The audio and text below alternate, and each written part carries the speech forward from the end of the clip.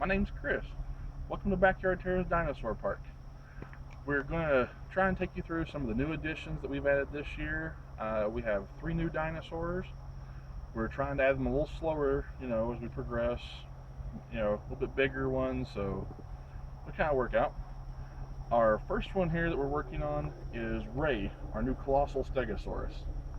She's one of the largest stegosaurs that's ever been found at a length of 30 feet from nose to the tip of her tail. 17 huge plates along her back, all of them ending in a giant thagomizer of almost 4-foot spikes at the end of her tail. Her main weapon of self-defense, the thagomizer, very dexterous and prehensile, can be swung in different directions. I'm not quite sure what the plates on her back were for. Those could have been defense or for show. In this particular instance, we're using them as a little bit of both, a little bit of defense, a little bit of show for it. She's got a very small head, so she doesn't have to worry about protecting it too much. But all in all, Ray's a pretty impressive specimen. We went with a coloration for her that was very unique and would stand out. She's so big, she probably isn't going to be using this for camouflage to try to hide from anything. Not much is going to mess with a Stegosaurus of this size anyway. We started building Ray here last year, about August, putting her frame together. We started with the research, then we did a new plywood method. We built a plywood frame first, build that up with 2x4, steel wire, the poultry fencing again, all wrapped in the skin, and the skin is a type of vinyl that we get. It's like really strong, like roofing material. Very good stuff, very strong, lasts a long time. We heat and shrink all that down with our heat guns. Takes quite a long time, maybe an hour and a half for one 1-foot by 1-foot square area. When all that's done, then we have to actually paint her, and that's our finishing touch. So right here's on display and ready to go, and we'll talk about another aspect of her display here in a second.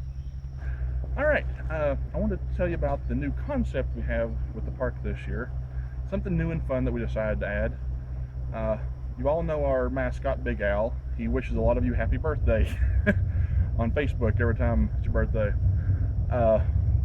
What we have is Little Al, or Big Al, is always, rampaging the park. He's up there chasing the Kentrosaurus, aggravating it. We decided to give our mascot some backstory, and so we introduced Little Al. He's our junior mascot for the kids. Little Al here is always getting into trouble, exploring where he shouldn't explore, and basically running off from his dad. So when you first enter the park, you're going to run into Big Al up top into the gift shop, and he's on the hunt again looking for his son. Well, as we'll go through the park, and we'll add this in the coming years, we'll have different signs and exhibits showing where Little Al is getting into trouble, exploring things. This will add an element of interaction that the kids can use to help learn something new and participate in the scene that's going on. Like in this particular case, Little Al's here aggravating Ray, our new Stegosaurus we just showed you, and the kids have to read the sign and then tell Little Al to run home to Big Al before he gets in trouble, which he's already in trouble. So it's kind of another fun little element we'll do, and Little Al already appears on our free coloring sheets and brochures we do, the little stuff that's available, the maps. So he's going to be here and there, and he'll be showing up later in some other stuff, coloring books and whatnot. So in the future, keep an eye out for Little Al. He's going to be appearing in different places throughout the park. Just watch for him and tell the kids to keep an eye out too. Thanks. Alright guys, we're going to show you our second, well, technically our third new addition, I guess, after Little Al, to the dinosaur park this year.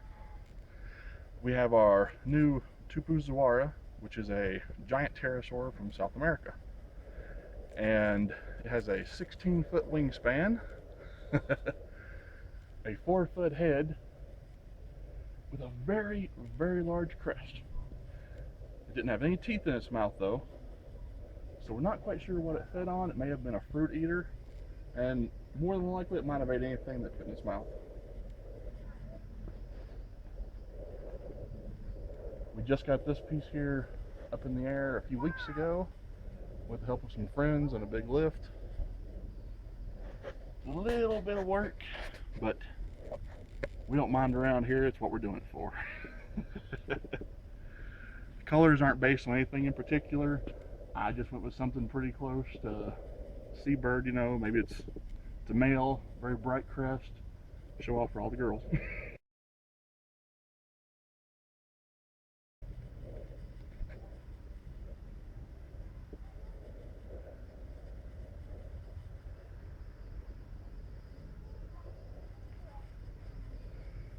Not something you want dive bombing your car, so that's why we restrain them to the park.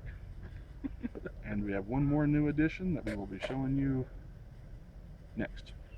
Alright guys, I'm going to show you our third dinosaur that we built for this year. Well, our third big dinosaur this year.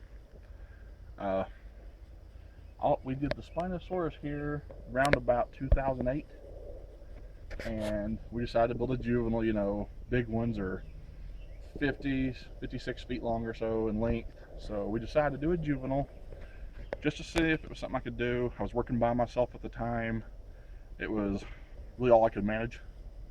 But this little guy here has had a lot of popularity. Everybody loves Spinosaurs, Spinosaurids, and all the kids would see this baby one and ask me, where's mom at?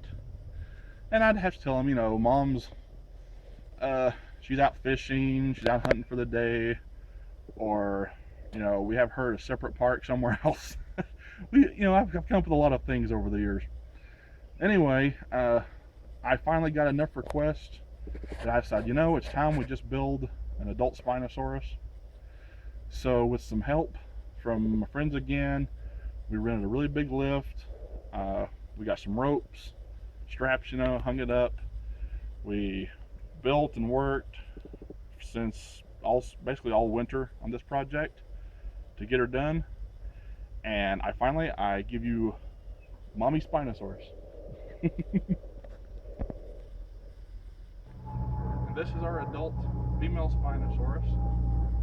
We worked on her about all winter, starting around January or so. The great folks at Office Depot in Johnson City helped me print out her head to work with, give me some ideas and schematics. She has a 6-foot head on her. Her largest tooth is around 8 inches long. In full size, this animal would have been, like we said, 60 feet or so. We decided to build half of her just because we already have the juvenile that shows the full size, and this would make it a much easier project for us to fit into the park. She makes a great photo op. A lot of kids like standing behind her massive claws here. All these are to the right scale and size. Each one of these guys, she was mostly a fish eater, so these would have been her giant fish hooks. The mouth would have been used for hanging on to them, holding onto the fish while the hooks went to work and did the job, tearing them open, gutting them, all to be processed. So she's basically the greatest fisher of all time.